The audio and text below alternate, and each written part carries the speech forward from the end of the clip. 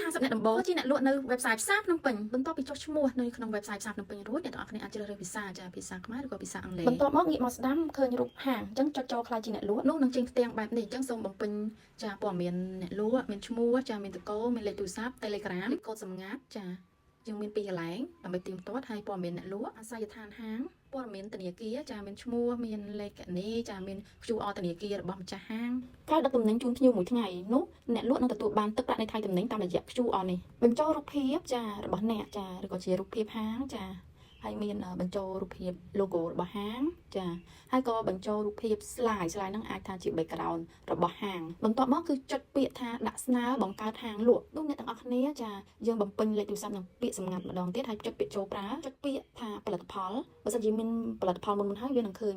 ផលិតផលដែលយើងបំពេញមុនឬក៏យើងអាចដាក់មានចុចពាក្យថាបន្ថែមផលិតផលថ្មីបំពេញឈ្មោះផលិតផលជាភាសាអង់គ្លេសហើយចូលផ្ទាំងភាសាខ្មែរគឺយើងដាក់ឈ្មោះផលិតផលជាភាសាខ្មែរយើងអាចពិពណ៌នាឬក៏អត់ពិពណ៌នាតាមការគួរ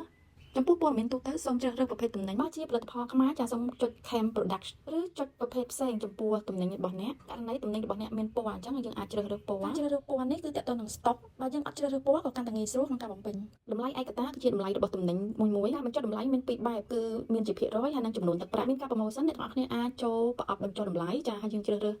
ជាចំនួនទឹកប្រាក់ឬក៏ភាគរយឬក៏យើងអត់ដាក់ជាការបញ្ចុះតម្លៃទេប៉ុន្តែយើងដាក់ជាចំនួនវិញទិញពី1ដល់4 $5ទិញពី6ដល់10គឺ$4កន្លះហើយបំពេញបរិមាណសរុបគឺចំនួនទំនិញដែលមាននៅក្នុង stock ជាក់ស្ដែងនៅពេលមានការកំងទំនិញនោះ admin នឹងជូនដំណឹងទៅអ្នកទាំងអស់គ្នាតាម Telegram ឥឡូវបញ្ចូលរូបភាពតូចបានន័យថាគឺរូបភាពដែលដាក់លក់នៅលើ website ឬក៏ app បន្ទាប់មកកុំភ្លេចបញ្ចូលរូបភាពផលិតផលបន្ថែមត្រង់កន្លែង URL ខាងលើនេះគឺជា link ដែលយើង copy ពី YouTube មិនចាំបាច់ដាក់ link URL ពី YouTube ក៏បានដែរបើសិនបើអ្នកទាំងអស់គ្នាអត់មានជាវីដេអូគ្រាន់តែដាក់រូបភាពតូចរូបភាពផលិតផលហើយចុចពាក្យថាដាក់ស្នើហើយ yes ផលិតផលនឹងដាក់លក់នៅពេល admin approve